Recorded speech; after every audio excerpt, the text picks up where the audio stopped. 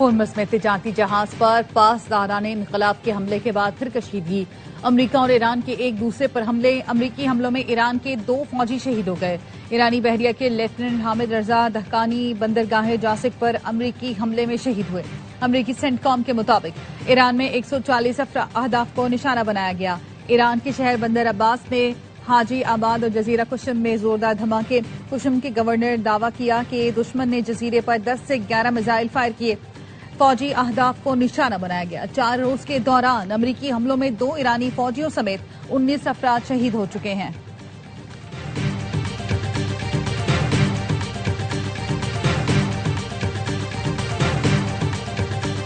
ایران کا خطے میں امریکی تنصیبات پر جوابی وار۔ اردن میں امریکی ایئر بیس کے کمانڈ اینڈ کنٹرول سینٹر اور MQ ڈرون ہینگر کو تباہ کر دیا۔ قطر میں العدید ایئر بیس پر بیلسٹک میزائل داغے گئے۔ عمان کی بندرگاہ دکم میں لاجسٹک سپورٹ مراکز پر میزائل داغے گئے۔ کویت اور بحرین میں پیٹریاٹ فضائی دفاعی نظام، اسلحہ گودام اور ریڈار تنصیب کو نشانہ بنایا۔ متحدہ عرب امارات میں بھی اہداف پر حملے کیے۔ سعودی عرب کی کویت، قطر، بحرین، UAE، عمان اور اردن پر ایرانی حملوں کی مذمت۔ سعودی وزارت خارجہ نے کہا ایران کے خلیجی ملکوں پر حملے ناقابل قبول ہیں۔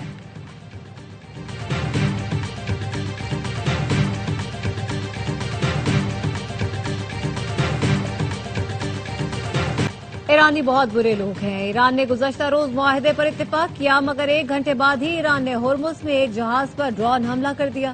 امریکی صدر ٹرمپ کا NBC نیوز کو انٹرویو۔ کہا کچھ عرصے سے ایرانی حکام کے ساتھ ملاقاتیں چل رہی تھی۔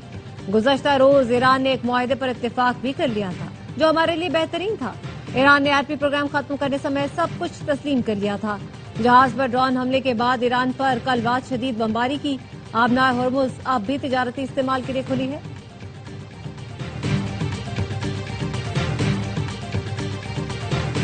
پاسداران انقلاب نے آبنائے ہرمز پھر بند کر دی۔ کہا فیصلہ غیر ملکی طاقتوں کی جانب سے اس اہم بحری گزرگاہ میں مداخلت کے باعث کیا گیا۔ پاسداران انقلاب کا ہرمز میں ایک اور تجارتی جہاز کو نشانہ بنانے کا دعویٰ۔ ایرانی سپریم لیڈر کے مشیر محسن رضائی کہتے ہیں آبنائے ہرمز اسٹریٹجک گزرگاہ اور اہم ترین دفاعی اثاثوں میں سے ایک ہے۔ حفاظت ہر قیمت پر یقینی بنائیں گے۔ امریکی صدر اور اسرائیلی وزیر اعظم نے سرخ لکیر عبور کی ہے۔ شہداء کے خون کا بدلہ لینا انتہائی سنجیدہ معاملہ ہے۔ امریکہ اور اسرائیل کی زیادتیوں کا جواب فیصلہ کن سزا کی صورت میں دیا جانا چاہیے۔ ایرانی اسپیکر باقر کالباف کہتے ہیں یک طرفہ معاہدوں کا دور اب ختم ہو گیا۔ ہم نے کہا تھا اپنی بات پر قائم رہیں یا پھر خلاف ورزی کی قیمت ادا کریں۔ حقیقت دستک دے رہی ہے۔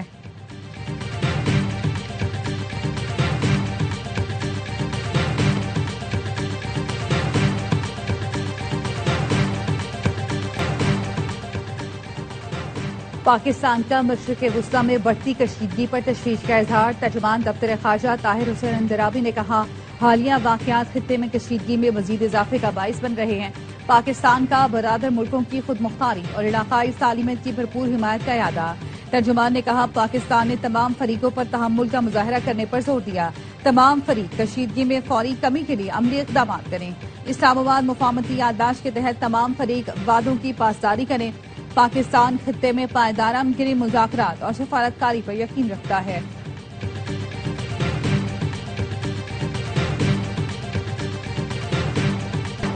نائب وزیر اعظم اسحاق ڈار سے پاکستان میں سعودی سفیر نواف بن سعید احمد المالکی کی ملاقات۔ علاقائی صورتحال پر تبادلہ خیال۔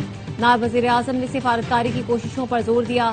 نائب وزیر اعظم اسحاق ڈار اور ایرانی وزیر خارجہ عباس اراغچی کا ٹیلی فونک رابطہ۔ اسحاق ڈار نے کہا فریقین کشیدگی میں کمی کا راستہ اختیار کریں اور تحمل کا مظاہرہ کریں۔ اسلام آباد مفاہمتی یادداشت کے مطابق کشیدگی میں کمی پر عمل ضروری ہے۔ تنازعات کے حل کے لیے مذاکرات اور سفارتکاری ہی واحد مؤثر راستہ ہے۔ پاکستان علاقائی امن و استحکام کے فروغ کے لیے تعمیری کردار جاری رکھنے کے لیے تیار ہے۔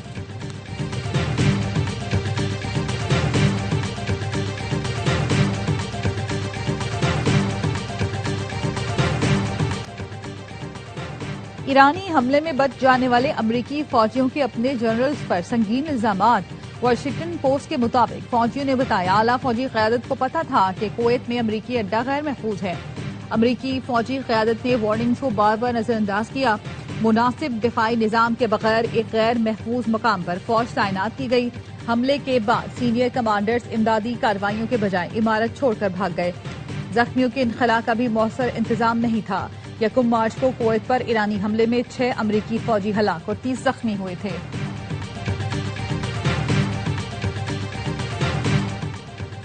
سابق امیر قطر شیخ حمد بن خلیفہ ثانی کی نماز جنازہ دوحہ میں ادا کر دی گئی۔ قطری امیر شیخ تمیم بن حمد ثانی اور دیگر اعلی حکام کی نماز جنازہ میں شرکت۔ جدید قطر کے بانی امیر شیخ حمد بن خلیفہ ثانی طویل علالت کے بعد 74 برس کی عمر میں خالق حقیقی سے جا ملے۔ وہ 1995 سے 2013 تک قطر کے امیر رہے۔ 2013 میں رضاکارانہ طور پر اقتدار صاحبزادے اور موجودہ امیر شیخ تمیم بن حمد الثانی کے حوالے کیا۔ پاکستان میں آج یوم سوگ منایا جائے گا۔ قومی پرچم سرنگوں رہے گا۔ وزیر اعظم شہباز شریف تعزیت کے لیے آج قطر جائیں گے۔ نائب وزیر اعظم اسحاق ڈار اور دیگر اہم شخصیات بھی ساتھ ہوں گی۔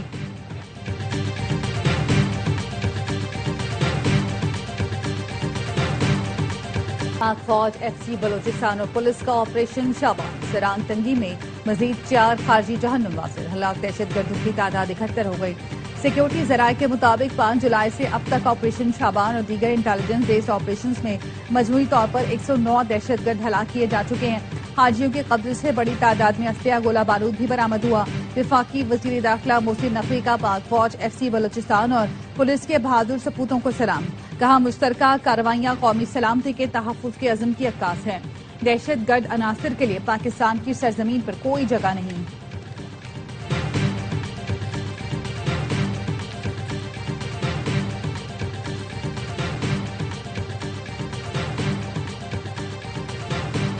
واشک کے علاقے ماشکیل میں فتنہ ہندوستان کے دہشت گردوں کا بزدلانہ حملہ، 5 مزدور شہید۔ بلوچستان میں فتنہ ہندوستان کے بزدل دہشت گردوں نے معصوم اور نہتے مزدوروں کو نشانہ بنایا۔ سیکیورٹی ذرائع نے بتایا ہے کہ تمام مزدوروں کا تعلق پنجاب سے ہے۔ سیکیورٹی فورسز نے علاقے کو گھیرے میں لے کر سرچ آپریشن شروع کر دیا۔ ماہرین کا کہنا ہے سیکیورٹی فورسز کے ہاتھوں ہزیمت کا شکار دہشت گرد اب سافٹ ٹارگٹ کو نشانہ بنا رہے ہیں۔ وزیر اعلیٰ بلوچستان کی ماشکیل دہشت گردی کی مذمت۔ سرفراز بگٹی کہتے ہیں معصوم شہریوں پر حملہ پاکستان کی وحدت، آئین اور ریاست پر حملہ ہے۔ آزادی کے نام نہاد تحریک کا لبادہ اوڑھنے والے مکروہ عزائم دنیا کے سامنے بے نقاب کر چکے۔ ریاست کی رٹ پر حملہ کرنے والوں کے خلاف کارروائی مزید فیصلہ کن ہوگی۔ وزیر اعلیٰ بلوچستان سرفراز بگٹی کا ہنا اڑک کے گاؤں ببری کا دورہ، دہشت گردوں کے خلاف جاری آپریشن شابان کا جائزہ لیا۔ سرفراز بگٹی کے آپریشن شابان میں حصہ لینے والے پولیس اہلکاروں کو خراج تحسین۔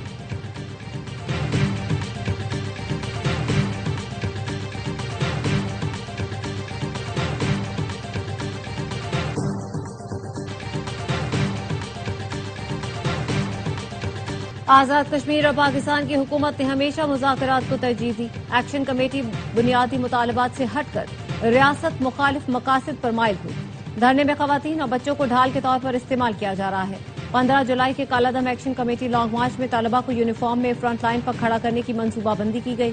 کسی بھی ناخوشگوار واقعے کی صورت میں تمام تر ذمہ داری کالعدم عوامی ایکشن کمیٹی پر ہوگی۔ ترجمان آزاد کشمیر حکومت چودھری گفتار حسین اور ڈی آئی جی عرفان مسعود کی پریس کانفرنس۔ چودھری گفتار حسین نے کہا 36 روز سے جاری دھرنے سے پونچھ میں اشیاء ضروریہ کی ترسیل متاثر ہونے سے غذائی قلت اور اشیاء ضروریہ کی کمی کی صورتحال پیدا ہو گئی۔ ڈی آئی جی عرفان مسعود کہتے ہیں بند چاراہیں کھلوانے کی ہر کوشش کے دوران کالعدم کمیٹی کی جانب سے مزاحمت اور فائرنگ کا سامنا کرنا پڑا۔ آزاد کشمیر کے عوام کالعدم ایکشن کمیٹی کے عزائم کو ناکام بنا دیں۔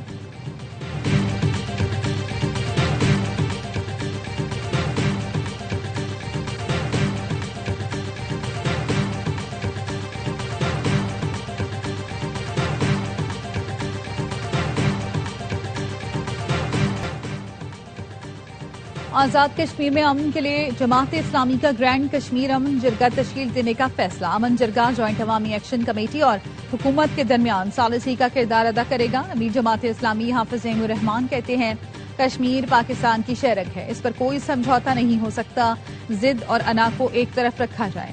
حکومت ہر صورت مذاکرات کا آغاز کرے۔ مذاکراتی کمیٹی جلد راولہ کوٹ کا دورہ کرے گی اور جوائنٹ ایکشن کمیٹی سے بات ہوگی۔ کراچی کے حقوق کے لیے 26 جولائی سے احتجاجی تحریک کا آغاز کیا جائے گا۔ وفاقی وزیر مصطفیٰ کمال کا اعلان، کہا شہریوں کے حقوق کے لیے وزارت قربان کرنا پڑی تو اسی وزارت کی کوئی اہمیت نہیں۔ کارکن اپنی جدوجہد آئینی اور قانونی دائرے میں رہتے ہوئے جاری رکھیں۔ کراچی ملک کی معیشت میں سب سے بڑا حصہ ڈالتا ہے لیکن یہ دنیا کے بدترین رہائشی شہروں میں شمار ہونے لگا ہے۔ انیس قائم خانی نے کہا MQM کی یہ تحریک PP کے 18 سالہ مظالم کو بہا لے جائے گی. تحریک صرف کراچی نہیں بلکہ حیدرآباد اور لاڑکانہ والوں کی بھی ہے.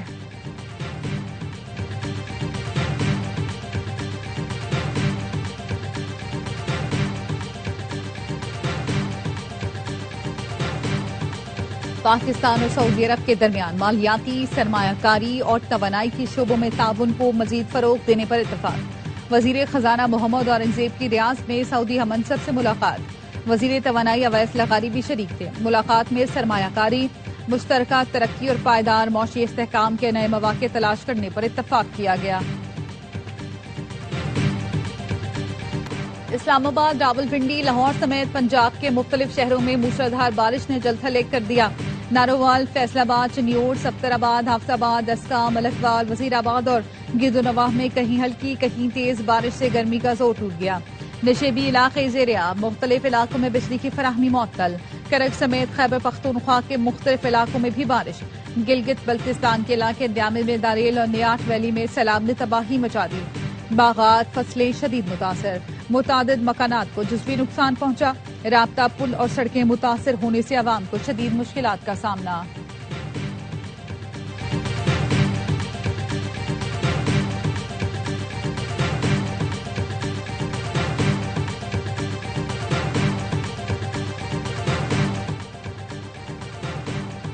وزیر اعلیٰ پنجاب کا مونسون کے دوران متعلقہ اداروں کو ہائی الرٹ رہنے کا حکم. مریم نواز کا کہنا ہے شہروں سے بارش کے پانی کی فوری نکاسی یقینی بنائی جائے.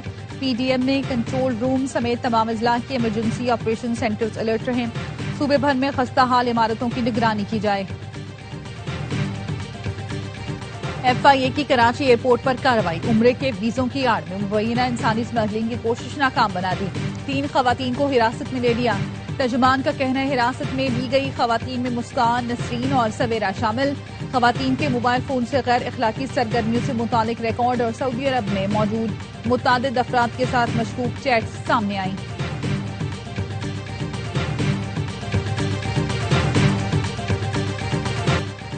کارگو طیارہ حادثہ. انجینئر عارف صدیقی کی غائبانہ نماز جنازہ گلستان جوہر کراچی میں ادا کر دی گئی.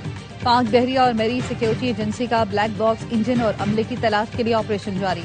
بلیک باکس ملنے کی صورت میں اسے ڈی کوڈ کرنے کے بعد ہی اصل صورتحال واضح ہوگی.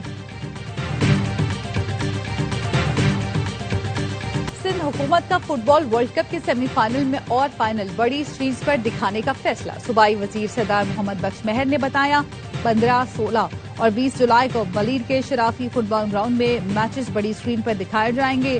شہید بے نظیر آباد، لاڑکانہ، حیدرآباد، بھوٹکی، ٹھٹھہ، میرپور خاص، سکھر اور روہڑی میں بھی میچز بڑی اسکرین پر دکھائے جائیں گے.